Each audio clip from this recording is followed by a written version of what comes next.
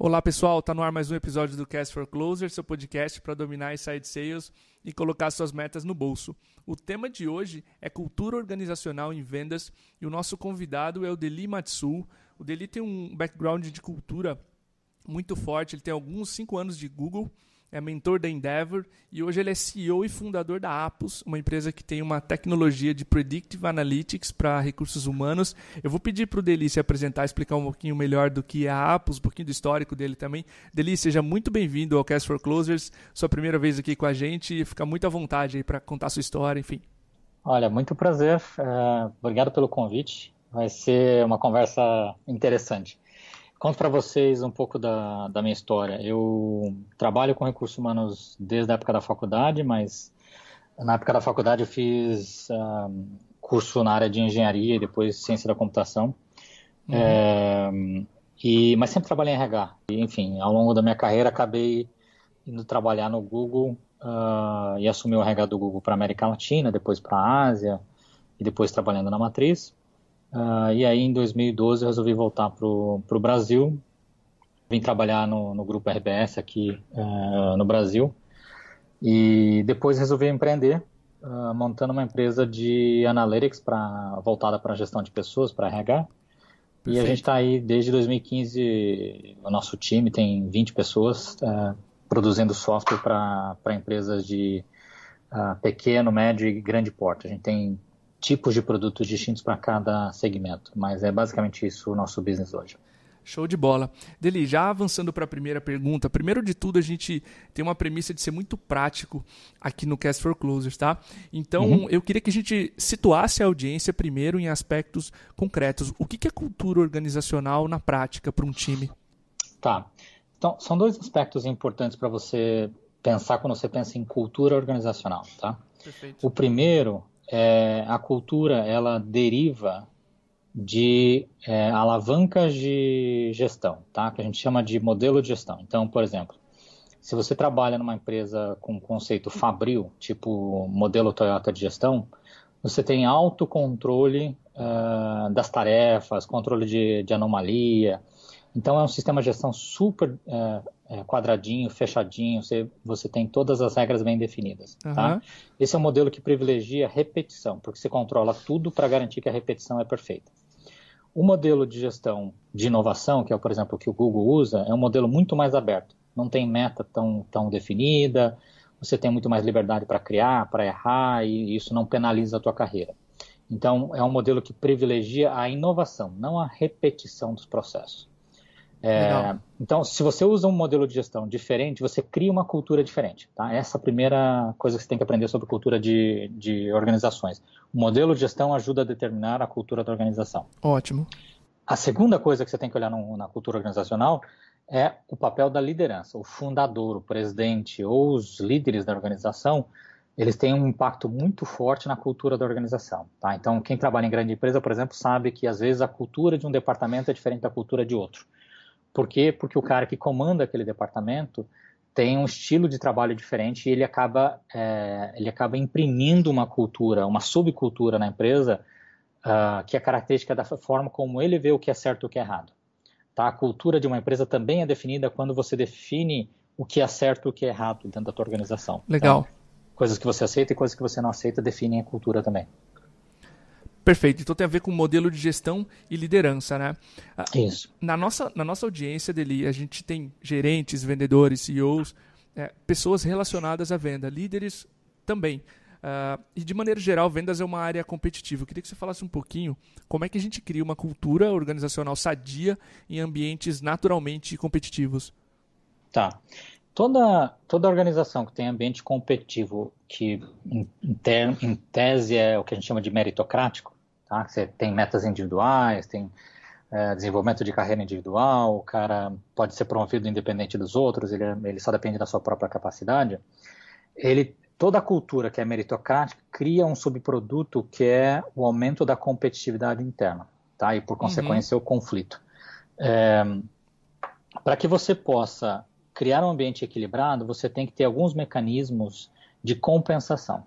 Tá? Então, um dos mecanismos de compensação, por exemplo, na avaliação de desempenho, é utilizar o feedback de outras pessoas que não sejam só o seu chefe. tá? Então, se só o seu chefe te avalia, é muito mais fácil do indivíduo manipular a percepção do chefe, porque o chefe não é obrigado a levar em consideração o que outras pessoas de outros times pensam sobre o trabalho dele. Tá? Entendi. Então, normalmente você constrói dentro do teu sistema de avaliação de desempenho um processo de calibragem, que é um processo de validação da nota do gestor sobre o funcionário em relação aos pares. Então, o chefe é obrigado a apresentar a nota do funcionário dele para os pares dele e para o chefe dele. E aí as pessoas podem discutir aquela nota. Então, se você tem alguém, por exemplo, que é super competente, mas ele é muito arrogante, na hora de discutir isso em time, alguém vai levantar a mão e vai falar, olha, puxa, o teu funcionário é super arrogante, cara. Para mim não funciona. E aí a nota do cara vai sendo alterada. Então, esse é um dos primeiros fatores de moderação do conflito interno, tá? E da competitividade ou do individualismo. Legal. O segundo fator, normalmente, é você criar mecanismos de reconhecimento para quem demonstra o comportamento que você espera. Então, se você quer privilegiar colaboração e as pessoas que demonstram colaboração recebem algum tipo de reconhecimento público, isso acaba incentivando as pessoas a colaborar em vez de competir. Ótimo. Desse segundo comportamento de recompensas financeiras, a gente vê que vendas não é só uma área naturalmente competitiva, mas também muito guiada por incentivos financeiros, tá? De resultado. Isso é uma coisa que eu queria adaptar também para a nossa audiência. Como a gente balanceia na prática essas recompensas financeiras, de regra por resultado, com essas também de comportamento por estímulo a valores que você quer estimular na empresa e comportamentos condizentes com esses valores? Como é que a gente balanceia esses dois tipos de compensações? Primeiro, antes de você dizer que você precisa balancear, você precisa entender qual é a cultura dessa organização, porque pode ter uma organização, por exemplo, que não queira balancear isso, né? Então, você vê uma empresa, por exemplo, como um fundo de investimento, tá? Ou empresas de investimento. Eles são altamente competitivos e estão pouquíssimo interessados em ambiente harmonioso, né? O foco deles é resultado financeiro. Faz sentido. Então, não necessariamente você quer balancear, tá? Mas se você quiser balancear por uma questão de cultura da empresa, ou enfim, você acha que é mais legal ter uma cultura mais balanceada, aí é importante que os mecanismos de desenvolvimento, não estou falando de remuneração, tá? Uma coisa é eu te pagar a comissão de venda. Beleza. Outra coisa é eu te promover. Então, a promoção, o reconhecimento do cara que é promovido, o reconhecimento do cara que recebe um incentivo diferenciado de treinamento, etc., deveria ser em função de alguém que representa o papel equilibrado e não o papel desequilibrado.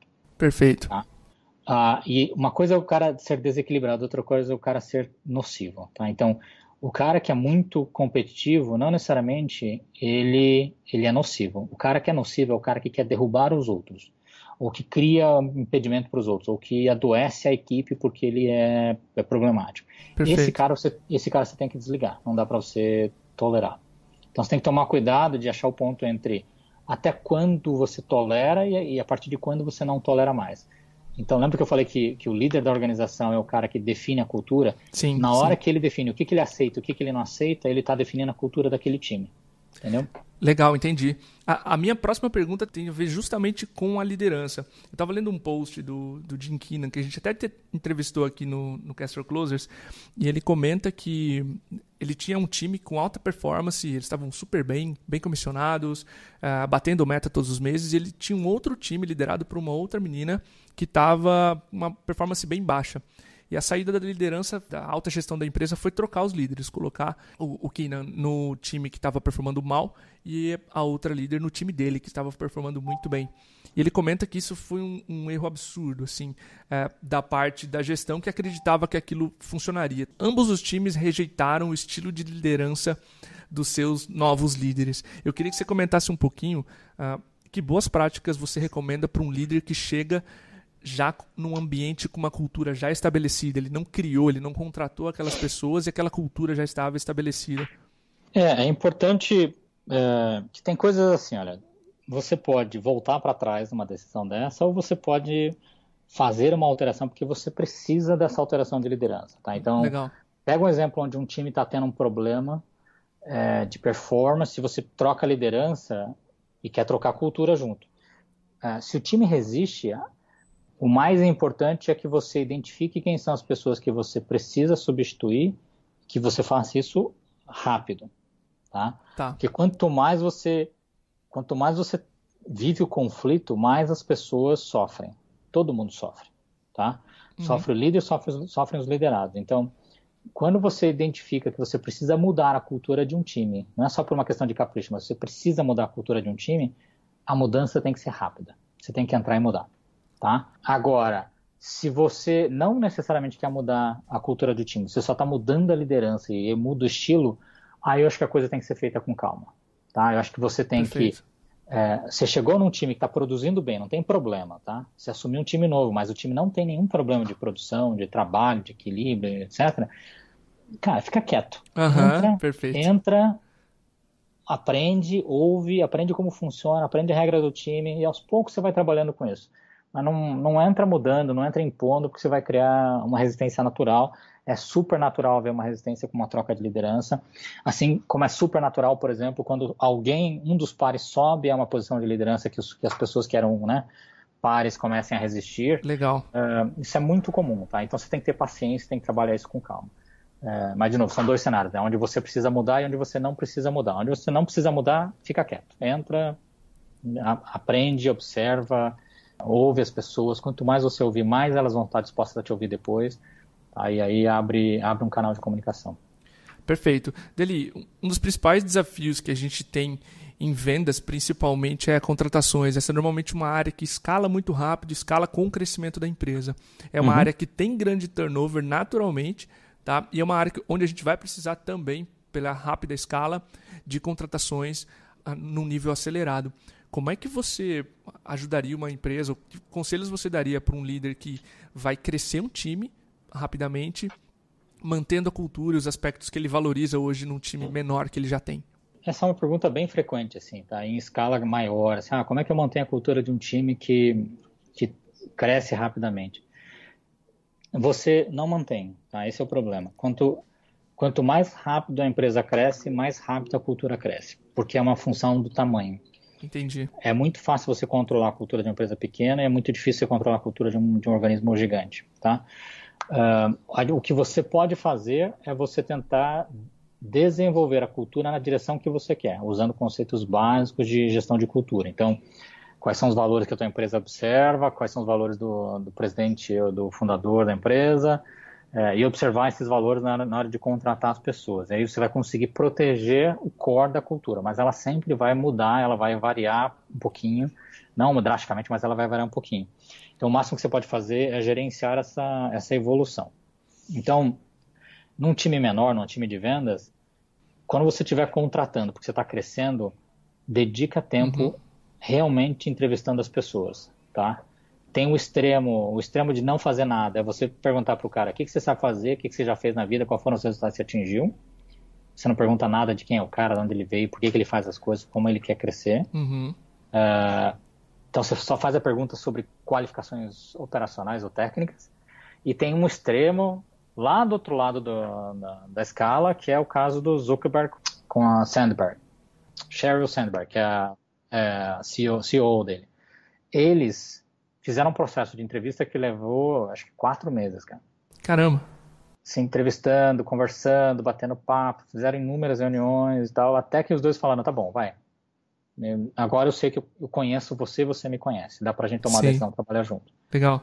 Tá? Eu não acho que tem que ser esse extremo, mas também não acho que pode ser o primeiro, né? Você não tá nem aí. Então, a resposta para a tua empresa vai depender de o quanto você considera esse fator crítico.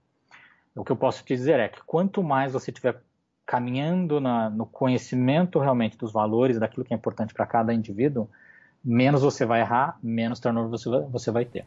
Claro, faz sentido. A gente está crescendo rápido aqui na empresa e esse é um aspecto que tira o sono do Diego, nosso CEO, e a gente cuida bastante. A gente é bem diligente nas contratações, tem algumas etapas e acho que o principal aprendizado que eu tirei, pelo menos, é que nesse processo de crescimento a cultura não é algo fixo, né? E isso é uma coisa que que gera muito desconforto no empreendedor, é achar que a cultura vai ser fixa, e o time cresce, a cultura muda e ele se frustra. Mas é bom saber que pelo menos a cultura, os aspectos são mutáveis, mas você balanceia dentro dos valores. É isso que eu estou imaginando, certo? Imagina o seguinte, imagina que você, sei lá, você corta o cabelo, você troca de roupa, mas você é você, né? Então, parece diferente, mas no fundo você é você. A cultura de uma organização ela é mais ou menos assim. Você pega, por exemplo, o core do que é o Google, tá? E eu Aham. trabalhei lá no Google de Tóquio. O Google de Tóquio é diferente do Google dos Estados Unidos, que é diferente do Google do Brasil. No Uhum. entanto, eles são todos Googlers. A característica principal deles é a mesma. Então, você vai ter flavors diferentes de um mesmo produto. É isso que você vai fazer com a cultura. O importante é você garantir que a cultura, o core da cultura é o mesmo à medida que você cresce. Tá? Mas não tem como você não sentir que a empresa está evoluindo. Faz parte da realidade. Hoje o Google tem uma cultura de trabalho, de gestão diferente de como foi quando eu comecei 10 anos atrás. Legal. No entanto, os core, né, velhos, os valores principais são os mesmos. Perfeito. Deli, além de todas essas dicas e bons conselhos que tu deixou no episódio, para a gente finalizar, tem alguma outra recomendação, uma leitura, enfim, uma dica para nossa audiência a respeito desse tema de cultura organizacional? Olha, puxa, tem um livro que eu gosto muito sobre cultura, que conta a história de como o Google foi construído, como a cultura do Google foi construída desde o comecinho. Esse livro chama-se Como o Google Funciona. Ele é escrito pelo Eric Schmidt, que era o CEO do Google e depois foi chairman do Google. Cara, um livro extraordinário, conta todos os detalhes de como a cultura do Google foi construída do zero, e acho que vale a pena para todo mundo que tem interesse nesse assunto de cultura organizacional. Legal, Deli. Eu deixo o link também na descrição desse podcast, desse livro. Queria te agradecer pelo tempo que você despendeu aí para conversar com a nossa audiência sobre cultura. Esse é um tema que nos interessa muito. Toda startup, toda empresa que está crescendo muito rápido precisa olhar bem para a cultura, principalmente times de vendas que são praticamente outros organismos, outra startup dentro da própria empresa. Então, obrigado por tirar novamente esse tempo com a gente e fica à vontade. Tá bom, foi um prazer e quando precisar, estou à disposição. Show de bola. Obrigado, um abraço. É isso aí, pessoal. Até o próximo episódio. Um grande abraço.